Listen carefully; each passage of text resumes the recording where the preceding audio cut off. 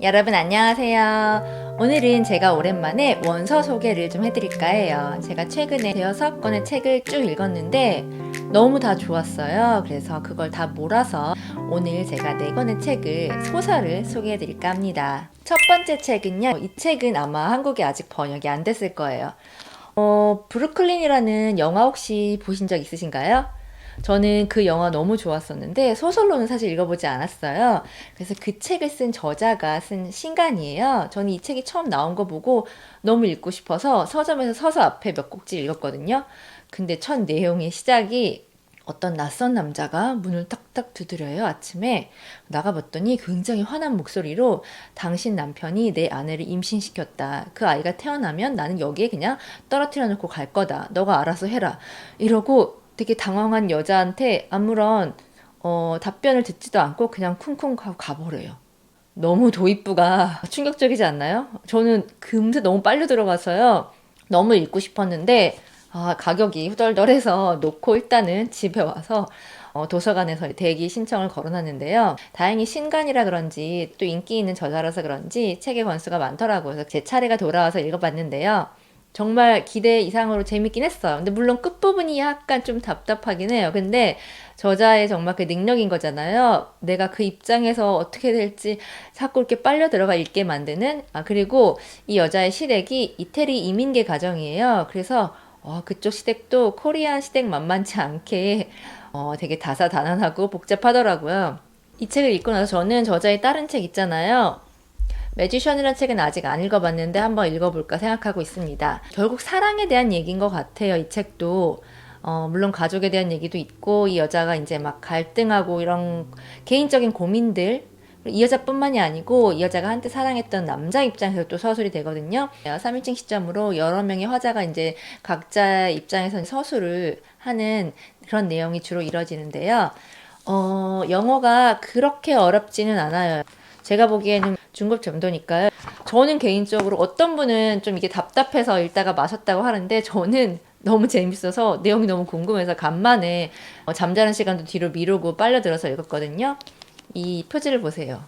여자가 멍하니 창문을 보고 있죠, 반대편에. 이 여자는 원래 아일랜드에서 태어났어요. 브루클린도 그런 내용이잖아요. 아일랜드로 태어나서 이제 남편을 만나 미국으로 넘어온 건데 20년 만에 이제 아일랜드 고향으로 돌아가서 가족들 같이 재회하고 예전에 첫사랑과도 재회하면서 또 스토리가 전개가 돼요. 재밌어요. 저는 뒷부분은 결말이 좀 답답했는데 결론이 어떻게 나든 마음에 들진 않았을 거라는 생각이 들거든요.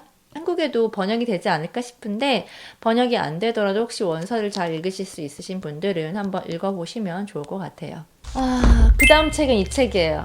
이 책은 저 정말 재밌게 읽었거든요. 조금 두껍긴 해요. 페이지 수가.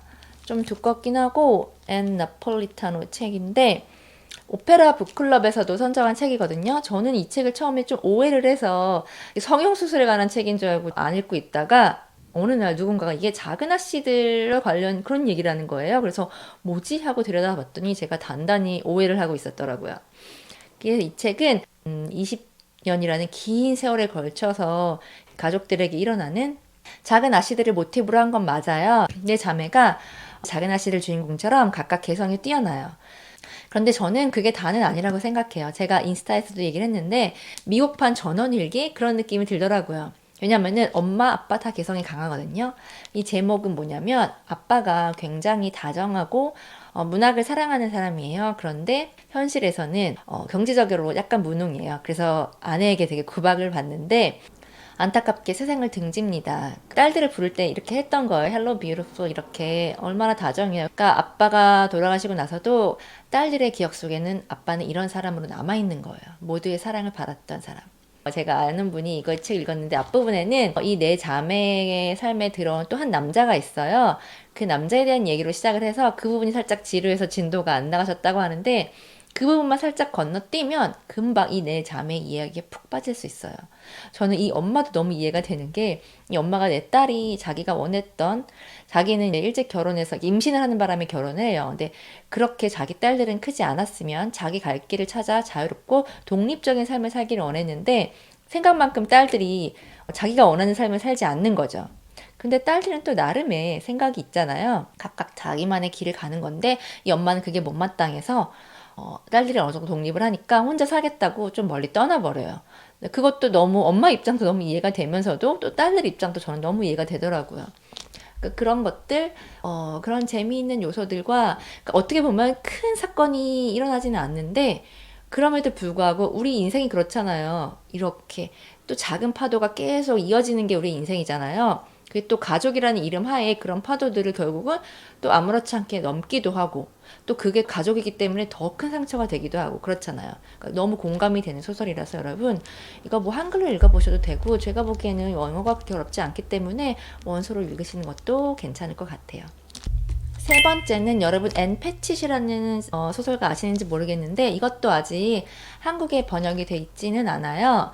톰 레이크라고 이 소설이 한때 서점에만 가면 저는 이 책이 되게 많이 보였거든요. 너무 궁금해서 읽어봤는데 이 책도 약간 어떻게 보면 비슷해요. 코로나 팬데믹 시기에 딸들이 이제 어쩔 수 없이 럭다운이 되니까 엄마가 살고 있는 시골 농장으로 내려와요. 체리를 따는 농장에 와서 과수원에 와서 엄마가 체리 따는 걸 도와주면서 엄마의 젊은 시절 얘기를 듣는 거예요.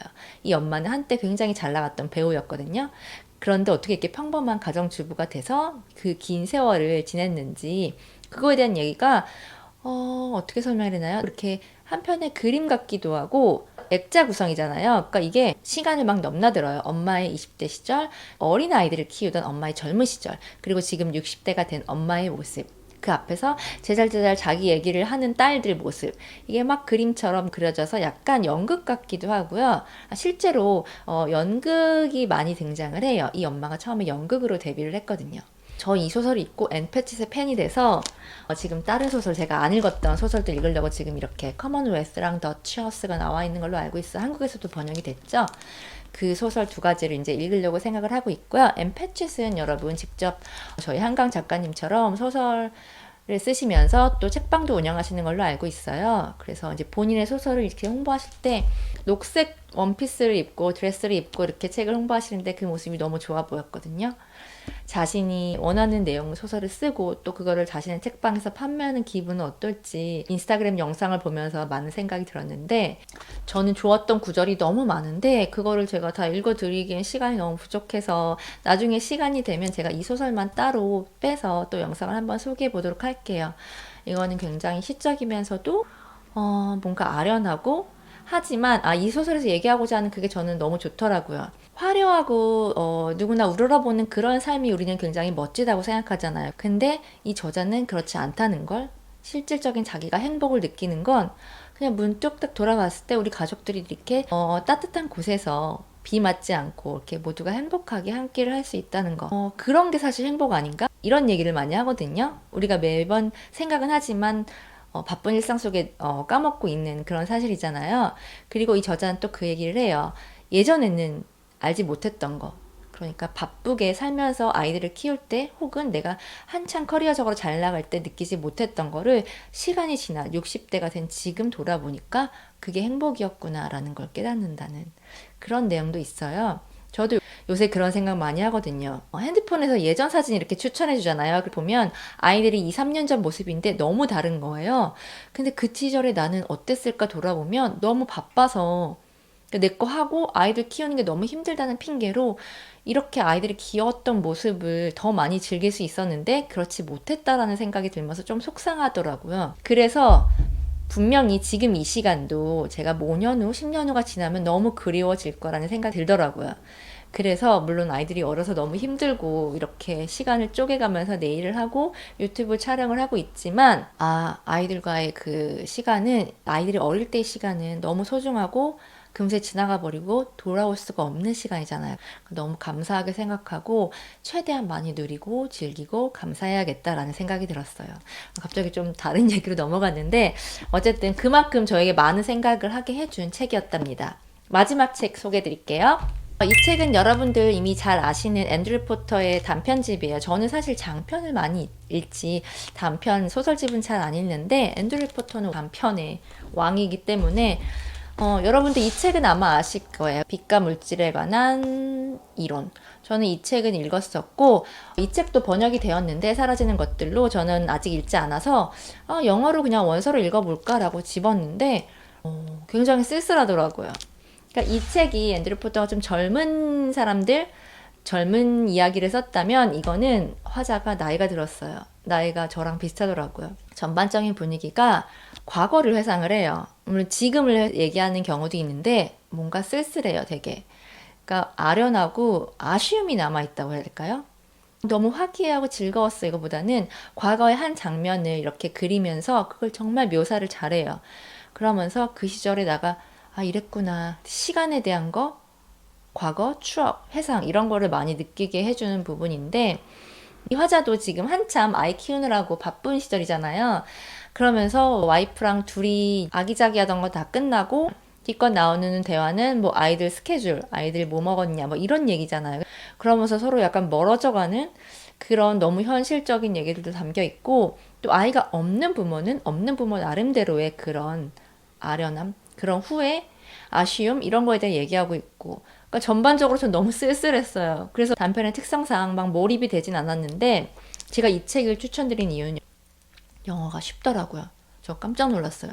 이렇게 쉬운 단어로 이렇게 작품을 쓸 수 있구나라는 걸 깨달은 게 제가 번역가라 그런 게 아니라 딱 한 페이지에 펼쳤을 때 모르는 단어 보면 한두 개밖에 없어요. 정말 우리가 일상에서 쓸 수 있는 쉬운 단어들로 이렇게 썼는데 그리고 문장이 구어체로 굉장히 잘 흘러가더라고요. 문장이 구어체로 갔다는 건요. 이렇게 정말 물 흐르듯 저희가 이렇게 말하듯이 쓰는 거예요. 근데 그게 읽는 사람 입장에서는 정말 쉽지만 쓰는 사람 입장에서는 그렇지 않을 수 있거든요.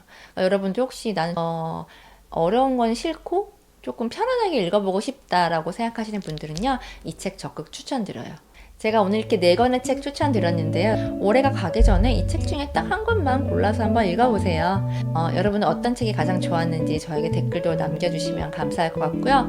혹시 이 중에 벌써 읽어보신 분들도 이 책 너무 좋았다라는 게 있으면 그것 또한 댓글 남겨주시면 감사할 것 같아요.